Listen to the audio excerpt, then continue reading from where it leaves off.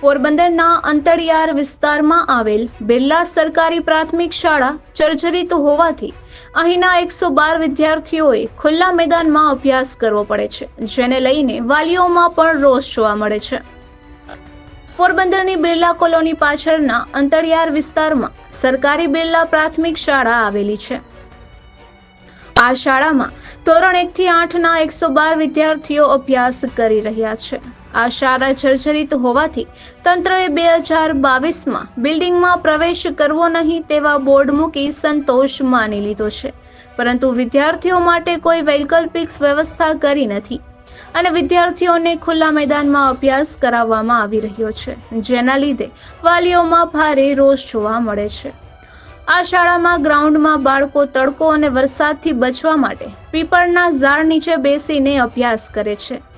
આ ગ્રાઉન્ડમાં કીડી મકોડાનો એટલી હદે ત્રાસ છે કે બાળકો અભ્યાસમાં પણ ધ્યાન પરોવી શકતા નથી। આ વિસ્તાર અંતરિયાળ હોવાથી સાપ અને અજગરનો પણ સતત ભય રહે છે। અનેક બાળકોને તો કીડી મકોડા કરડવાના બનાવ પણ બનતા રહે છે। એક તરફ સરકારે તાજેતરમાં શાળા પ્રવેશોત્સવની ઉજવણી કરી અને સરકારી શાળાઓની સુવિધાના ગુણગાન ગાયા હતા, બીજી તરફ આ શાળામાં બાળકોને ખુલ્લામાં જમીન પર બેસીને અભ્યાસ કરવો પડે છે। વાલીઓએ પણ એવું જણાવ્યું હતું કે તેઓના આ અંગે અનેક રજૂઆત છતાં કોઈ કાર્યવાહી કરવામાં આવી નથી। બાળકો અહીં સલામત ઘરે આવશે કે કેમ તે અંગે સતત ચિંતા સતાવે છે। છેલ્લા 2 વર્ષથી આ સ્થિતિ છે, છતાં તંત્રનું પેટનું પાણી પણ હલતું નથી। શાળાના આચાર્ય હિતેશભાઈએ જણાવ્યું હતું કે આમ તો 2022થી શાળા જર્જરિત છે, પરંતુ રાજકોટ ટીઆરપી દુર્ઘટના બાદ નવો પરિપત્ર આવ્યો હતો કે જર્જરિત મકાનમાં કોઈ પણ સંજોગોમાં વિદ્યાર્થીઓને બેસાડવા નહીં। આ અન્ય કોઈ વૈકલ્પિક વ્યવસ્થા ન હોવાથી ગત તારીખ 19/6થી ખુલ્લામાં બેસાડી બાળકોને અભ્યાસ કરાવવામાં આવે છે। આથી જો તાત્કાલિક શાળાનું નવીનીકરણ કરવામાં આવે, બાળકોને પડી રહેલી મુશ્કેલીઓ દૂર થાય તેમ છે। સંતોકબેન નામના વાલીએ જણાવ્યું હતું કે આવી સ્થિતિમાં બાળકોને શાળાએ કેમ મોકલવા, તેમ છતાં તેઓનો અભ્યાસ ન બગડે તેથી તેઓને મોકલવા પડે છે। જીવજંતુ કરડશે તો જવાબદારી કોની, તેવા સવાલો પણ તેઓએ કર્યા હતા। તો કાજલબેન નામના વાલીએ એવું જણાવ્યું હતું કે આવી સ્થિતિમાં બાળકો કેટલો સમય ભણશે, કોઈ રસ્તો કાઢવો જોઈએ જેથી તેઓનું ભવિષ્ય ન બગડે। ઉલ્લેખનીય છે કે શાળામાં મોટાભાગના વિદ્યાર્થીઓ ગરીબ અને મધ્યમ વર્ગના જ છે, આથી તેઓના વાલીઓને ખાનગી શાળાનો મસમોટો ખર્ચ પરવડતો ન હોવાથી ન છૂટકે જીવના જોખમે પણ અહીં અભ્યાસ કરી રહ્યા છે। નિપુલ પોપટ, પોરબંદર ટાઈમ્સ।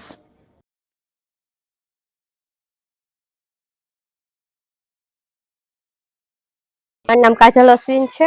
અહીં બાળકોને કઈ અભ્યાસ કરી નથી શકતા, કારણ કે આ નિશાળા હાવ આખર હે પડે એવું છે। આની જવાબદારી કોણ લેશે? છોકરા નીચે ભણે છે, આવું કેટલુંક સમય આપણે ઓલું કરવું? તો આનું કંઈક રજૂઆત કરો। નિશાળ અમારા ગામમાં બનાવી દો નવી, એવી રીતના બધી સહાય કરો, કારણ કે બાળકોનું ભવિષ્ય બગડે, આગળ છોકરા વધતા નથી। એટલે અમારી કઈ રજૂઆત નથી, બસ એક નિશાળ, બાળક આગળ ભણશે તો એનું ભવિષ્ય આગળ થશે ને। કેવી રીતના એ આમ જોવું જોઈએ તમે બધાય, આ મોકોડા જીવજંતુ બધું, એને પાછી રિક્ષા બંધ થઈ ગઈ, એટલી નિશાળ દૂર છે, હવે કેવી રીતના એ અહીંયા પહોંચી હગે?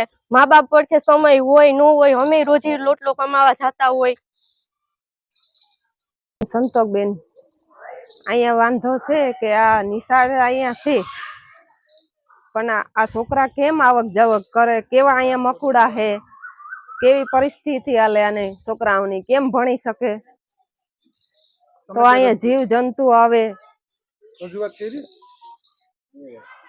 બે રજૂઆત કરી, 2 વર્ષ થયા।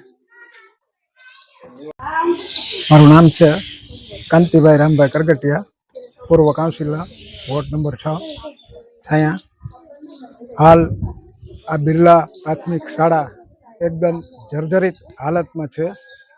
અમે છેલ્લા 2 વર્ષથી દરેક જગ્યાએ રજૂઆત કરેલી છે, હજી આનો કોઈ પ્રશ્ન નિરાકરણ આવેલ નથી। પ્રશ્ન અત્યારે જિલ્લા શિક્ષણ અધિકારી તરફથી એક ફતવો બહાર પાડી દીધો છે કે ભાઈ આ જર્જરિત હાલતમાં સ્કૂલ હોવાથી બંધ કરવામાં આવે છે। તો અત્યારે 112 112 બાળકો છે, એનું શિક્ષણ ખૂબ અંધકારમય છે. એટલે મારી તંત્રને એવી વિનંતી છે કે જેમ બને તેમ આ બાળકોને શિક્ષણ માટેની વ્યવસ્થા થાય, અન્ય જગ્યાએ ભાડા પટ્ટે ગમે તેમ કરીને પણ બાળકો શિક્ષણથી વંચિત ન રહેવા દે એવી મારી વિનંતી છે તંત્રને. મારું નામ હિતેશભાઈ, આચાર્ય શ્રી બિરલા પ્રાથમિક શાળા. અમારી શાળા છે 2022 થી જર્જરિત હાલતમાં છે અને તેના માટે ઘણી બધી રજૂઆત પણ કરવામાં આવી છે. હાલ હમણાં એક પરિપત્રના હિસાબે સાહેબે સ્કૂલમાં બેસવાની મનાઈ કરવામાં આવી છે. તેથી અમે અમારા બાળકોને વૃક્ષ નીચે બેસાડવા માટે મજબૂર બન્યા છીએ. અને અત્યારે વાલીઓ શું કહી રહ્યા છે? વાલીઓની રજૂઆત શું છે? વાલીઓની રજૂઆત છે કે આ પ્રશ્નનું વહેલામાં વહેલું નિરાકરણ આવે અને યોગ્ય જગ્યાએ જમીન ફાળવવામાં આવે અને નવું બિલ્ડિંગ બનાવવામાં આવે. અત્યારે શું પરિસ્થિતિ શું છે બાળકોની? બાળકો અત્યારે વૃક્ષ નીચે ભણવા માટે મજબૂર બન્યા છીએ, કારણ કે જર્જરિત સ્કૂલમાં બેસાડવાની મનાઈ છે. અંદર કોમ્પ્યુટર લેબ છે, બધું છે, સુવિધા તો બધી છે, બધી સુવિધા છે, પણ જર્જરિતના હિસાબે કઈ પણ ફિટ પણ થઈ શકતું નથી.